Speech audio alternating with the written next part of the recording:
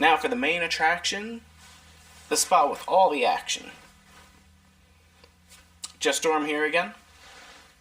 Now we're going to be discussing Qualcomm and their partnership with Niantic to create augmented reality glasses.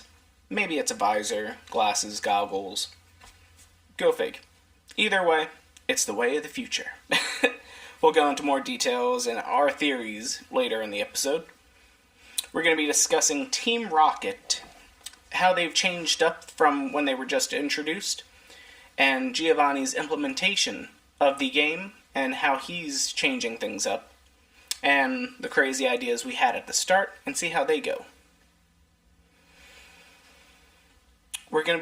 Our main tip of the week will be weather. All the ins and outs of weather, how to get the best of it, and how to work it all out.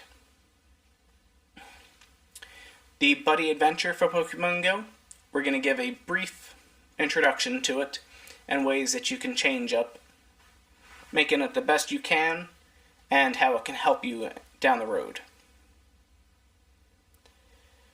Also, we have a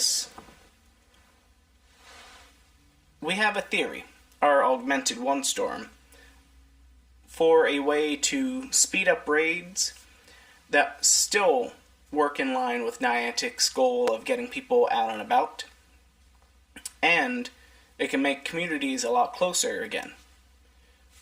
Currently, people may show up to raids and not come out of their cars, and they just hang out there, wait for the raid to start, do it, bing bang boom, and they're gone. With raid incubators, I think they could really introduce a new system that would help players play more and walk and talk more. In the episode, we're going to start with our studio office talk. Now, early on, I'm sure you guys, if you watched the videos, we actually recorded outside. Had lovely sounds from all the bugs and everything else out there. Well, they've been replaced by bitter cold and suns that set way too frickin' early. That's the way it is when winter comes.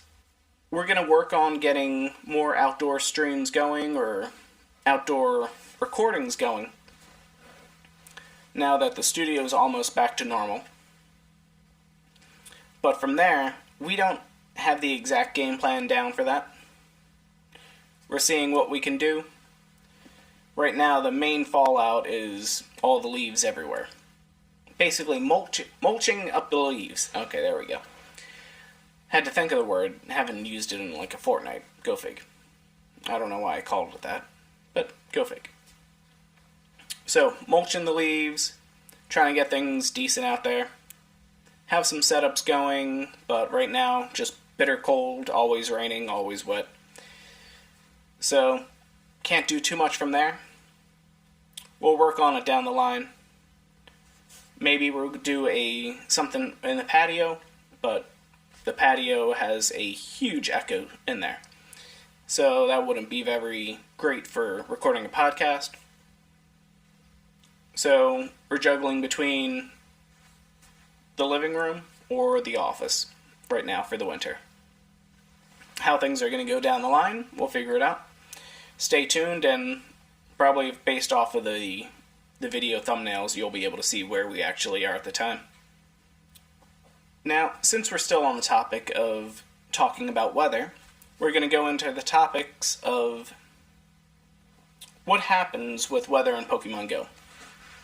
Well, as you know, the weather will change from time to time. It actually changes on the hour based off of what that segment in the S2 cell is. The most accurate weather we've seen comes from the AccuWeather app. That's in the US. I'm not sure overseas or anywhere else how accurate it is for what other apps they may be using. But the AccuWeather app is the one that we've seen the most correlations to. You can typically figure out the hourly breakdown on what the weather is going to be like in certain segments.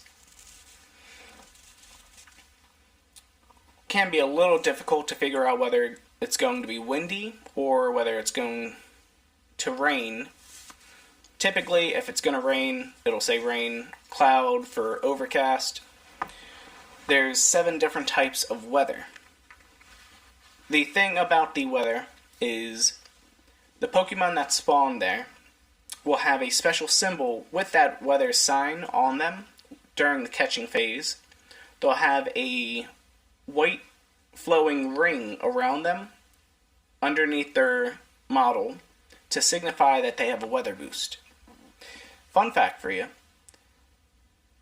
if a Ditto is transformed into a Pokemon that would have a weather boost, or if the Ditto would have a weather boost, the ring will show up for whatever is weather boosted.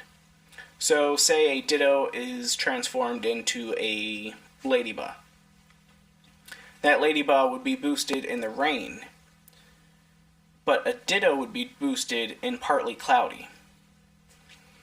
Now, if it was partly cloudy and that Ladybug was a Ditto, then it would have the white ring around it because the Ditto was weather boosted. So its stats will be changed, you'll get a bit more of a Stardust increase, and that's one of the ways you can actually find where a Ditto is based off of the weather boosting. There are certain Pokemon that can be a Ditto. Some of the more common ones. So Remoraid, Ladybug, Gulpin, I think Weedle still. The common Pokemon, there we go, that don't have a shiny form yet can be a Ditto. Ditto is not available to be shiny yet, so if a Pokemon showed up shiny and was a Ditto, it would create some bad problems because you would lose out on a shiny because it was a Ditto. So can't exactly have that go on. There were stories back in the day of that actually happening with a shiny Magikarp and then it transformed into a Ditto. True or false, I don't know, but it hurts to think about. I think there were some other things too where Ditto could actually be any Pokemon, and people call it something like a Snorlax, and they wanted the Snorlax, but it turned out to be a Ditto, and it's just feels bad, man. Feels bad. So, back on to weather.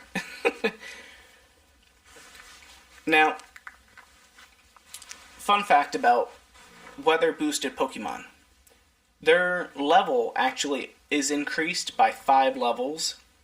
Levels aren't directly seen in-game, but when you use apps like Pokegenie or CalCIV, and various others as well, I'm just not that familiar and only have so much time to talk. So, when those Pokemon are in there, you'll see their level. Their level, when weather boosted, could be anywhere between 5 and 35. Normal Pokemon, when you catch them, could be between level 1 and level 30, providing you are level 30. You cannot catch a Pokemon in the wild that is higher than your level. So, if you're only level 29, you'll only be able to catch Pokemon up to level 29. Exactly. In essence, up to level 29, but with the weather boosting, if that Pokemon was already level 29 for you, it may boost up to 34. But basically, you can get Pokemon up to level 35 if you're above level 30 and then some. So those are the way that weather will... That's some of the ways that weather will impact the strength of a Pokemon.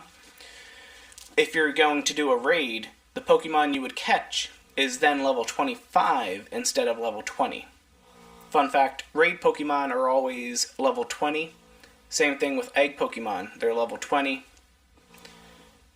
We already went over wild Pokemon.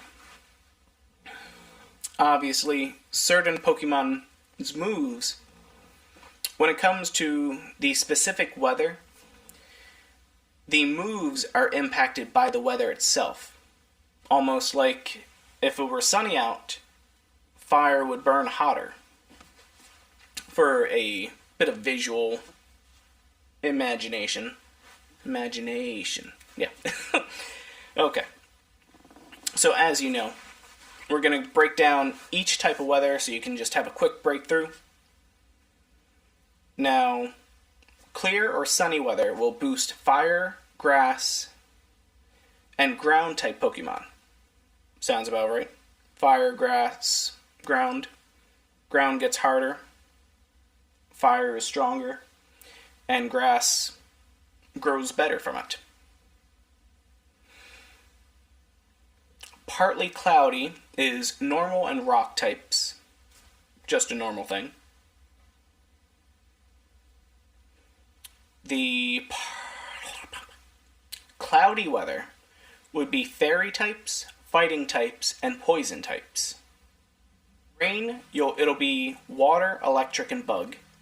You know that all the bugs come out during the rain.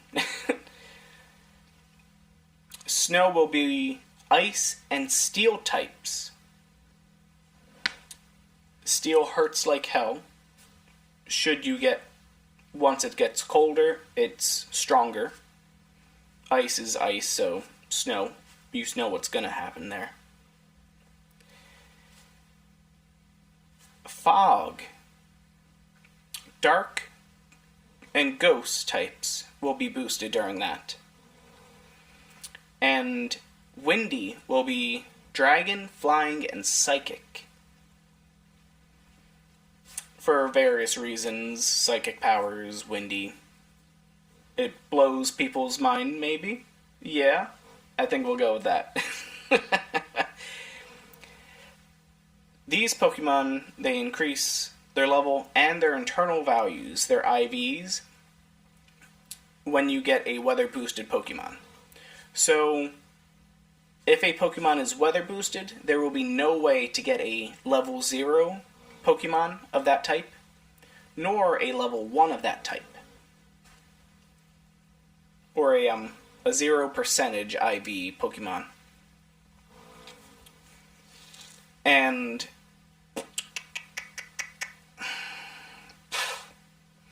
so there's certain Pokemon that spawn at increased rates during certain types of weather. So if you're on the hunt for a Lotad, you gotta get out there when it's raining. Occasionally they will spawn near the water, but typically it's mainly during the rain. They're not exclusive to the rain, but they have more likely and higher chances during said weather. Cacnea, you'll see a lot of them when it's sunny. Just the way it goes. Or the way they grow. Cast form. Typically, cast form will match whatever the weather is for that time frame. So, if you're looking for a snowy cast form, which is the ice type, you'll only be able to find that during foggy weather or snowy weather. So, people that don't get snow, they want to be looking for when it's foggy. So, usually early in the morning, after a rainstorm and it gets hot out. An afternoon shower will often create fog as well. I'm not a meteorologist. I can't tell you when it's going to happen exactly. These are just my general observations and, I don't know, education from high school. Go fig. Oh,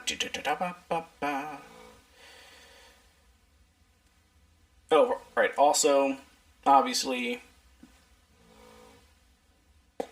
rainy cast form, I think it is. Yeah, rainy cast form. That'll be rain. Cast form during the rain. Sunny cast form during the sun. And the normal cast form, which is just a little Casper ghost type thing. Normal spawn most of the time, anytime. But mainly it'll show up in partly cloudy when the normal and rock types are boosted. The things you have to keep in mind, though, is it's based off of when the Pokemon spawned. So, a cast form that spawned at 2:55 in the afternoon, doesn't matter. That spawned at 2:55 and the weather changed to the opposite type at 3 o'clock, that spawned cast form from 255 will still be that normal, or whatever type of cast form it's spawned as, which means that's just how it goes. The weather boosting will disappear though. So if you were trying to get a level 1 Lotad or something like that, but it only shows up for you when it's raining, then you'll have to hope that the spawn happened late in the hour and hope that the next hour will change the weather on it, because the weather boosting will be taken off of it. So say that cast form is level 6 and it's 255. That Lotad or cast form will then carry over to 3 o'clock when that time will change, and then if the weather changes to something that doesn't give it a weather boost, then it will end up having that weather boost taken away, and then you'll catch it at whatever the level would be. So yeah, that is one of the biggest things and most amazing things about the weather system. Is the weather changes in-game. So if it's raining, you're going to see the pitter-patter of those raindrops, the way they keep falling. If it's snowing in-game, the screen goes white, you'll see the snowflakes falling, and the capture screen will change as well in addition to that. That's the way that things are going to go, that you'll be able to engage the Pokemon, and it'll have a different aesthetic on the screen. It'll have snow on the ground, snow falling, rain falling. Right, if the weather changes from sunny to rainy and vice versa, a rainbow will actually appear in the background. They introduced it when they implemented the Alolan Pokemon. So a lot of people thought that, if you find the end of the rainbow, you'll be able to evolve Alolan Pokemon. Theory, never confirmed, but fun to think about that stuff, because it adds a little bit of mystery or excitement to the game that you may not know about or have access to.